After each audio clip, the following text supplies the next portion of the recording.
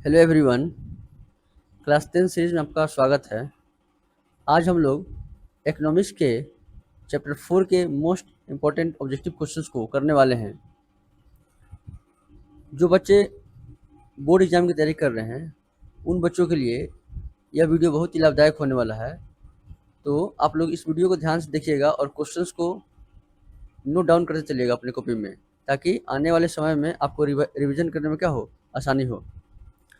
चलिए इसी के साथ वीडियो को स्टार्ट करते हैं और आपके लिए क्वेश्चंस को लेकर आते हैं। आज का पहला क्वेश्चन है, भारत का केंद्रीय बैंक कौन सा है? भारत का केंद्रीय बैंक कौन सा है? तो भारत का केंद्रीय bank reserve Bank of India है। कौन है? आरबीआई है जो भारत का केंद्रीय बैंक है ना। केंद्रीय बैंक जो बैंकों का बैंक होता है, क्या होता है, जितने भी बैंक हैं सभी बैंकों को रेगुलेट करने का काम केंद्रीय बैंक ही करता है। अब भारत में जो नोट जारी करता है, नोट जारी करने का काम ही कौन करता है? केंद्रीय बैंक ही करता है, रिजर्व बैंक ऑफ इंडिया। अगला है, बैंक का कार्य नहीं है। बैंक का कार्य नहीं है, निम्नलिखित में से कौन सा जो कार्य है बैंक नहीं करता है?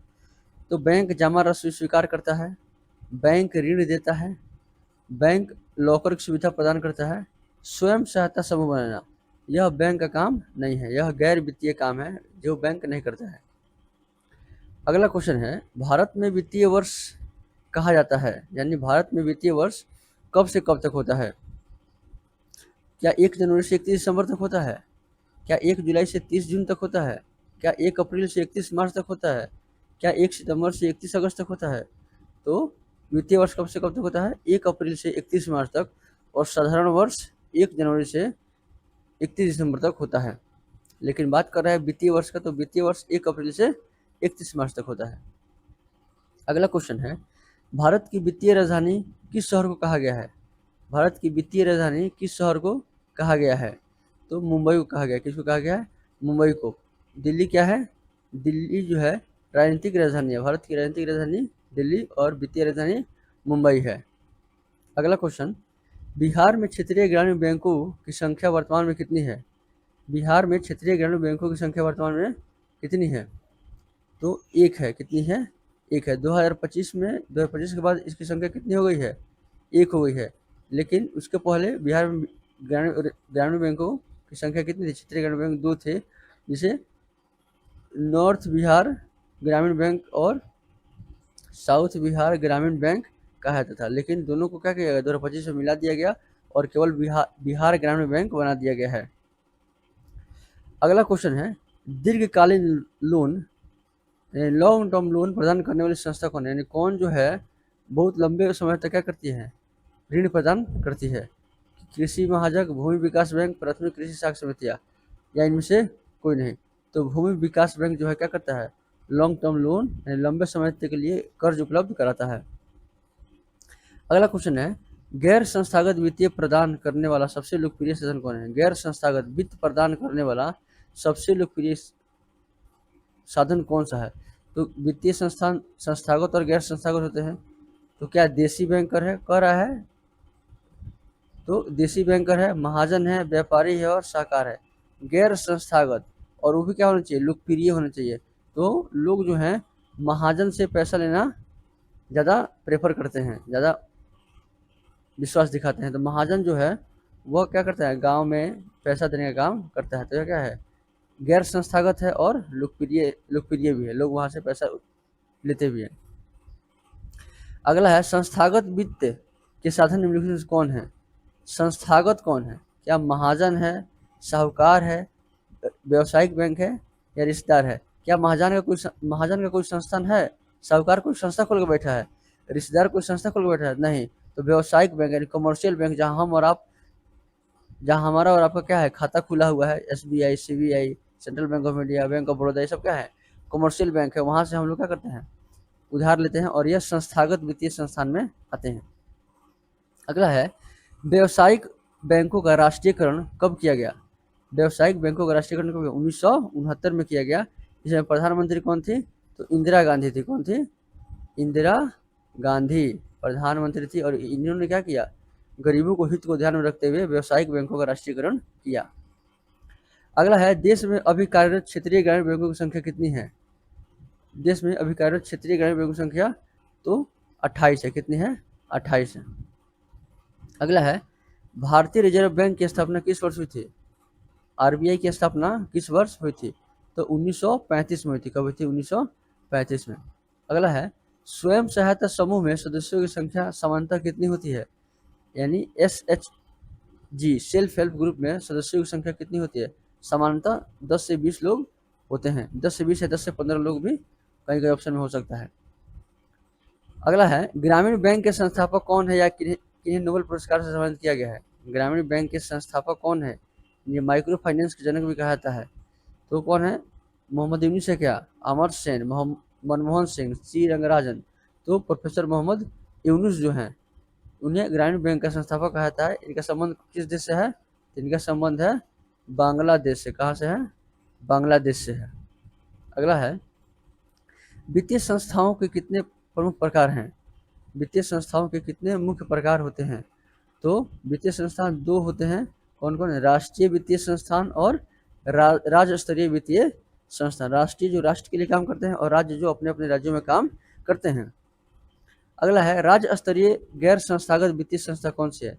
राज्य स्तरीय और गैर संस्थागत वित्तीय संस्थान कौन से? महाजन और सेठ साहूकार है क्या? देसी बैंकर, रिश्तेदार और व्यापारी। तो हाँ, उपयुक्त में से सभी। तो सभी हैं, क्या है? गैर संस्थागत वित्तीय संस्थान हैं। अगला है, बिहार के वित्त के स्रोत में सबसे अधिक महत्वपूर्ण कौन है? यानी बिहार का वित्त का स्रोत कहाँ से आता है? व्यावसायिक बैंकों से आता है, सहकारी बैंक से आता है, राजकीय बैंक से आता है कि महाजन से आता है? तो गैर संस्थागत स्रोत। बिहार में अधिकांशतः वित्त का स्रोत क्या है? गैर संस्थागत। जैसे महाजन के पास से पैसा था, उसका ऑप्शन क्या हो गया? ग इसका आंसर हो गया। अगला है, शेयर बाजार की नियामक संस्था कौन सी है? यानी जो शेयर मार्केट है उसको कौन रेगुलेट करने का काम कौन करता है? उसको रेगुलेट करने का काम करता है सेबी। कौन? SEBI, securities and Exchange Board of India. इसी को क्या कहते हैं? इसी को शॉर्ट फॉर्म में सेबी कहा जाता है। क्या कहता है? सेबी कहा जाता है। और बैंकों को नियंत्रण कौन करता है? आरबीआई। और शेयर बाजार का नियंत्रण सेबी करता है। अगला है, शाख का संबंध किससे है? शाख का संबंध गरीबी से है क्या? उधार से, विश्वास या भरोसे से? इनमें से कोई नहीं। तो शाख का मतलब विश्वास होता है, इसका संबंध विश्वास या भरोसे से है। अगला है, भूमि विकास बैंक को पहले किस नाम से जाना जाता था? भूमि विकास बैंक को पहले किस नाम से जाना जाता था? तो भूमि विकास बैंक को पहले बंधक बैंक यानी लैंड मॉर्गेज बैंक के नाम से जाना जाता था। अगला है, भारत में सहकारिता आंदोलन, भारत में सहकारिता आंदोलन का प्रारंभ कब से हुआ? कोऑपरेटिव मूवमेंट की शुरुआत कब से हुई? तो 1904 से हुई। कब से हुई? 1904 से हुई। अगला क्वेश्चन है, व्यावसायिक बैंक कितने प्रकार के होते हैं? कमर्शियल बैंक कितने प्रकार की जमा स्वीकार करते हैं? सॉरी, क्वेश्चन कह रहा है व्यावसायिक बैंक जो जमा पर कितने प्रकार की जमा राशि स्वीकार करते हैं? तो अस्थाई जमा, चालू जमा, आवर्ती जमा। तो उपयुक्त में से सभी, तीनों जमा स्वीकार करते हैं। अगला क्वेश्चन है, नाबार्ड राष्ट्रीय कृषि और ग्रामीण विकास बैंक की स्थापना कब हुई थी? तो 12 जुलाई 1982 को हुई थी। कब हुई थी? 12 जुलाई 1982 को हुई थी। जिसका काम क्या है? कृषि क्षेत्रों में ग्रामीण कृषकों को ऋण उपलब्ध कराना। नाम में ही है राष्ट्रीय कृषि और ग्रामीण, यानी कृषि और ग्रामीण क्षेत्र में इसका काम है। अगला है, वित्तीय सेवाओं की आवश्यकता किन्हें होती है?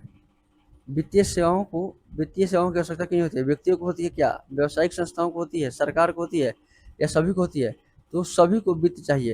यानी पैसा किसको नहीं चाहिए? हर एक व्यक्ति को पैसा की आवश्यकता होती है। पैसा के बिना आजकल कोई काम होता भी नहीं है। तो वित्तीय सेवाओं की आवश्यकता सभी को होती है ना। अगला है, मुद्रा बाजार की संस्थाओं में सबसे महत्वपूर्ण कौन सा है? मुद्रा बाजार की संस्थाओं में सबसे महत्वपूर्ण कौन सा है? तो सबसे महत्वपूर्ण व्यावसायिक बैंक यानी कमर्शियल बैंक है। अगला है, केंद्रीय सहकारी बैंकों का संगठन किस स्तर पर होता है? केंद्रीय सहकारी बैंकों का संगठन किस स्तर पर होता है? केंद्रीय सहकारी बैंक का संगठन जो है जिला स्तर पर होता है। किस स्तर पर होता है? जिला स्तर पर होता है। अगला है, बिहार में प्राथमिक सहकारी कृषि साख समितियों की संख्या कितनी है? बिहार में प्राथमिक सहकारी कृषि साख समितियों की संख्या कितनी है? लगभग 6800 से अधिक है। कितनी है? 68। इसी को कहते हैं शॉर्ट फॉर्म में पैक्स कहते हैं। क्या कहते हैं? PA पैक्स कहते हैं। क्या कहते हैं? पैक्स कहते हैं। Primary agriculture cooperative society. अगला है, बिहार के ग्रामीण क्षेत्रों में साख की पूर्ति करने वाला सबसे प्राचीन स्रोत कौन है? बिहार के ग्रामीण क्षेत्रों में साख की पूर्ति करने वाला सबसे प्राचीन स्रोत कौन है? ग्रामीण क्षेत्रों में जो क्या करता है, साख की पूर्ति करता हो कौन है? क्या व्यावसायिक बैंक है, महाजन या साहूकार है, सहकारी बैंक है, या स्वयं सहायता समूह है? पकड़ है प्राचीन स्रोत। प्राचीन स्रोत में आ जाएंगे महाजन और साहूकार। कौन आ जाएंगे? महाजन और साहूकार आ जाएंगे। अगला है, राष्ट्रीय वित्तीय बाजार नेशनल फाइनेंशियल मार्केट के मुख्य अंग हैं। वित्तीय बाजार, वित्तीय बाजार के कितने अंग हैं? तो वित्तीय बाजार के 2 अंग हैं, मुद्रा बाजार और पूंजी बाजार। मनी मार्केट और कैपिटल मार्केट। मुद्रा बाजार यानी आरबीआई रेगुलेट करता है, पूंजी बाजार यानी सेबी रेगुलेट करता है। कौन करता है? सेबी। आरबीआई मतलब Reserve Bank of India, SEBI मतलब Securities and Exchange Board of India. तो इसका आंसर हो जाएगा दोनों, को और ख दोनों क्या है?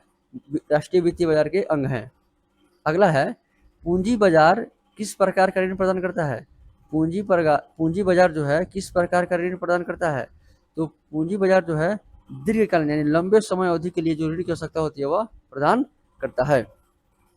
अगला 30 नंबर क्वेश्चन है, मुद्रा बाजार किस प्रकार का ऋण को या कोष उपलब्ध कराता है? मुद्रा बाजार मनी मार्केट, मनी मार्केट किस प्रकार का ऋण या कोष उपलब्ध कराता है? क्या अल्पकालीन ऋण देता है, या दीर्घकालीन ऋण देता है, या दोनों देता है, या इनमें से कोई नहीं? तो इसका आंसर क्या हो जाएगा? मुद्रा बाजार जो है अल्पकालीन ऋण देता है। क्या देता है? अल्पकालीन, कम समय के लिए पैसा का मुहैया कराता है। अगला है, मैकलेगन समिति मैकलेगन समिति कब बनाई गई थी? तो मैकलेगन समिति 1914 में बनाई गई थी। क्यों बनाई गई थी? सहकारिता यानी कोऑपरेटिव की जांच के लिए, सहकारिता अच्छे से काम कर रही है या नहीं कर रही है, उसकी तरक्की कितनी हुई है, इसकी जांच करने के लिए 1914 में मैकलेगन समिति बनाई गई थी। अगला क्वेश्चन है 32 नंबर, निम्नलिखित में से कौन सा बैंक भारत का सबसे बड़ा व्यावसायिक बैंक है? भारत का सबसे बड़ा कमर्शियल बैंक कौन सा है? सब लोग जानते होंगे, भारत का सबसे बड़ा कमर्शियल बैंक कौन है? तो इसका आंसर है स्टेट बैंक ऑफ इंडिया, जिसे हम एसबीआई कहते हैं। अगला है, सूक्ष्म वित्त योजना माइक्रो फाइनेंस स्कीम के अंतर्गत निर्धन परिवारों को ऋण की सुविधा उपलब्ध कराई जाती है। स्मॉल फाइनेंस स्कीम यानी माइक्रो फाइनेंस स्कीम के अंतर्गत निर्धन परिवार यानी गरीब परिवारों को ऋण की सुविधा यानी कर्ज की सुविधा उपलब्ध कराई जाती है। किसके द्वारा कराई जाती है? क्या संस्थागत स्रोत से, गैर संस्थागत स्रोत से, स्वयं सहायता समूह के माध्यम से, या देसी बैंक के माध्यम से? जिसका आंसर होगा स्वयं सहायता समूह, सेल्फ हेल्प ग्रुप बनाकर क्या किया जाता है? माइक्रो फाइनेंस लोगों को तक पहुंचाया जाता है, ताकि लोग छोटे छोटे कामों को अपने पूरा कर सके। जैसे आप लोग देखे होंगे अभी गांव समाज में बहुत सारे जीविका समूह खुले हुए हैं, जिसमें 10 से 15 महिलाएं शामिल होती हैं, और उनको प्रति माह कुछ अमाउंट उसमें क्या करता है, हर एक सप्ताह 10 रुपये जमा करना होता है, और इसी के आधार पर सरकार क्या देती है, उन्हें बड़ी रकम प्राप्त कराती है, ताकि वह छोटे छोटे व्यवसायों को अपना शुरू कर सकते हैं, और महिलाएं जो है आर्थिक रूप से सशक्त हो सके, है ना। तो सूक्ष्म वित्त योजना जो है ग्रामीण क्षेत्रों में बहुत ही लाभदायक सिद्ध हो रहा है, और महिलाएं भी क्या हो रही है, आत्मनिर्भर बन रही है।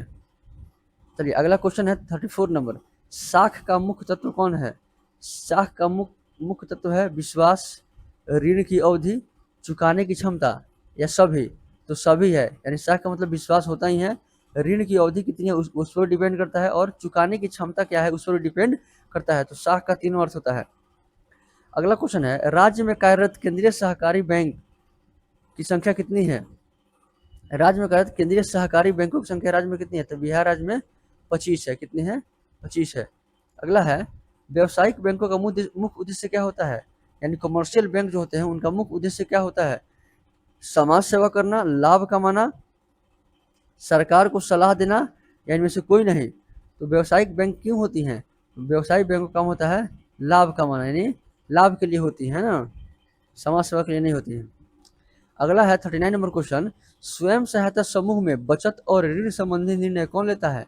स्वयं सहायता समूह में बचत एवं ऋण संबंधी निर्णय कौन लेता है? बैंक के अधिकारी लेते हैं, समूह के सदस्य लेते हैं, गैर सरकारी संस्था लेते हैं, या मुखिया लेता है? तो SHG सेल्फ हेल्प ग्रुप के बारे में बात कर रहे थे, जो महिलाएं स्वयं बनाती हैं, वही महिलाएं आपस, उनके सदस्य जो होते हैं वही आपस में मिलकर निर्णय लेते हैं। अगला है securities exchange Board of India यानी सेबी का मुख्यालय कहाँ है? तो सेबी का मुख्यालय कहाँ होगा? आप लोग क्या लगता है? भारत की जहाँ वित्तीय राजधानी होगी वहीं होगी। तो वित्तीय राजधानी कहाँ है?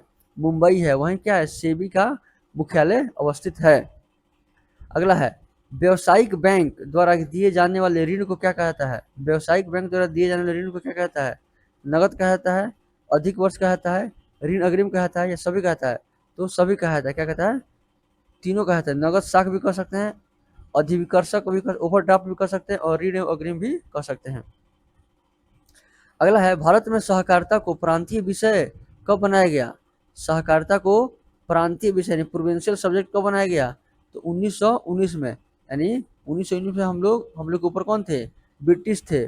और ब्रिटिश द्वारा लाया गया 1919 का एक्ट, 1919 का एक्ट लाया गया और उसी एक्ट के अनुसार क्या किया गया? सहकारिता को प्रांतीय विषय में शामिल किया गया। अगला है नाबार्ड मुख्य रूप से किसे ऋण प्रदान करता है? नाबार्ड किसे ऋण प्रदान करता है? भारी उद्योगों को नहीं करता है, कृषि और ग्रामीण विकास के लिए। एकदम सही है, कृषि और ग्रामीण विकास के लिए नाबार्ड ऋण उपलब्ध कराता है। अगला है बिहार की कितनी प्रतिशत आबादी कृषि पर निर्भर है? बिहार की कितनी प्रतिशत आबादी कृषि पर निर्भर है? लगभग 80% बिहार की आबादी कृषि पर निर्भर है। अगला क्वेश्चन है प्राथमिक कृषि साख समिति। प्राथमिक कृषि साख समिति कृषकों को किस प्रकार की ऋण प्रदान करती है? प्राथमिक कृषि साख समिति, प्राथमिक कृषि साख समिति कृषकों को किस प्रकार ऋण प्रदान करती है? अल्पकालीन ऋण, दीर्घकालीन ऋण, मध्यकालीन ऋण, यानी में से कोई नहीं। तो यह जो है अल्पकालीन ऋण प्रदान करती है। क्या प्रदान करती है? अल्पकालीन ऋण प्रदान करती है। अगला है वित्तीय संस्थाओं में किन संस्थाओं को सम्मिलित किया गया है? वित्तीय संस्थाओं में किन संस्थाओं को सम्मिलित किया गया है? व्यावसायिक बैंक को, बीमा कंपनियों को, सहकारी साख समितियों को या उपयुक्त सभी को? तो तीनों क्या हैं? तीनों वित्तीय संस्थानों के अंग हैं, है ना। अगला है निम्नलिखित में से कौन सा राज्य स्तरीय संस्थागत वित्तीय स्रोत है? राज्य स्तरीय संस्थागत वित्तीय स्रोत महाजन है क्या? सहकारी बैंक, व्यापारी, रिश्तेदार? तो सहकारी बैंक कौन है? सहकारी बैंक क्या है? राज्य स्तरीय संस्थागत वित्तीय स्रोत है। अगला है हमारे देश के किस राज्य में स्वयं सहायता समूह और सहकारिता ने डेयरी विकास जैसे अमूल में क्रांति ला दी थी? किस राज्य में पूछा है? किस राज्य में अमूल जो फैक्ट्री है किस राज्य में है? सहकारिता और स्वयं सहायता समूह का एक सफल उदाहरण है। तो यह गुजरात में है। कहाँ है? गुजरात में है। बिहार में देखिएगा तो बिहार में एक सहकारिता का उदाहरण उत्पन्न हो रहा है जिसका नाम है सुधा। हम लोग सुधा का हर एक प्रोडक्ट खाते हैं। सुधा क्या है? सुधा सहकारिता का ही एक रूप है जो बिहार में फैल रहा है। अगला है स्मार्ट कार्ड यानी ई मनी का संबंध किससे है? सिक्कों से है, बैंक के आधुनिक रूपों से है, डिजिटल मनी से है, कागजी नोट से है, सभी है। तो जो ई कार्ड है वो क्या है? बैंक के आधुनिक रूप यानी डिजिटल या प्लास्टिक मनी का संबंध है, ई मनी यानी इलेक्ट्रॉनिक मनी। अगला है आरबीआई बैंकों के लिए किस दर पर ऋण देता है या बैंकों को ऋण खरीदता है? आरबीआई बैंकों के लिए किस दर पर ऋण देता है? यानी आरबीआई जो बैंकों को ऋण देता है उस पर लगने वाला जो ब्याज होता है उसको क्या कहते हैं? उस पर लगने वाला जो ब्याज होता है उसको क्या कहते हैं? उस रेट को क्या कहते हैं? उस रेट को रेपो रेट या बैंक रेट कहते हैं। क्या कहते हैं? रेपो रेट या बैंक रेट कहते हैं। तो ये थे हमारे 50 क्वेश्चंस। आशा करता हूँ कि ये क्वेश्चंस आप लोगों को समझ में आए होंगे और आपने इन क्वेश्चंस को अपने कॉपी में नोट भी किए होंगे, है ना, ताकि आप क्या है एग्जाम के समय आपको रिवीजन करने में आसानी होगी। फिर हम लोग अगले वीडियो में मिलेंगे चैप्टर 5 के ऑब्जेक्टिव क्वेश्चंस को लेकर। तब तक के लिए चैनल को सब्सक्राइब कर दीजिए, वीडियो को लाइक कर दीजिए और अपने दोस्तों के साथ वीडियो को शेयर कर दीजिए ताकि आपके दोस्त भी इस वीडियो का लाभ उठा सके। और कमेंट में आप बता सकते हैं कि आपको यह वीडियो कैसा लगा और अगले बार आप किस चैप्टर के वीडियो को देखना चाहते हैं, किस चैप्टर के ऑब्जेक्टिव के साथ मैं आऊँ। यहाँ देखिए कुछ आवश्यक सूचना है आप लोग के लिए। आवश्यक सूचना है समाज के भलाई के लिए एक अच्छी पहल यह है कि आजकल देख रहे हैं बच्चों में जो है नशा करने की जो है लत है बहुत बढ़ रही है ना। तो हम लोग बच्चों को क्या करें? जागरूक करने का काम करें, उनके सेहत के प्रति जागरूक करें कि यह जो है नशा करना बहुत गलत काम है। नशा नहीं करिए। अगर नशा करते हैं तो आपका पूरा जीवन क्या हो सकता है? बर्बाद हो सकता है ना? तो एक दोस्त ही दूसरे दोस्त को क्या कर सकता है, मदद कर सकता है। अगर आपके दोस्त या कोई सगे-संबंधी जो हैं, नशा का शिकार हैं, तो आप उन्हें समझाइए, उन्हें काउंसलिंग कीजिए उनका, ताकि वह इस बुरी आदत से छुटकारा पा सकें, है ना? यह छोटी-सी हमारी पहल पूरे समाज को बदलने में क्या हो सकती है, मील की पत्थर साबित हो सकती है। आशा करता हूँ कि यह बातें आप लोगों को समझ में आई होंगी। अगर यह बातें आप लोगों को समझ में आई, तो आप इस काम को अगले 2 व्यक्ति को या अगले जो व्यक्ति जो शिकार है नशा का, उसको समझाएँ, ताकि हमारा समाज एक योग्य समाज बन सके। चलिए, तो मिलते हैं अगले वीडियो में, तब तक के लिए धन्यवाद।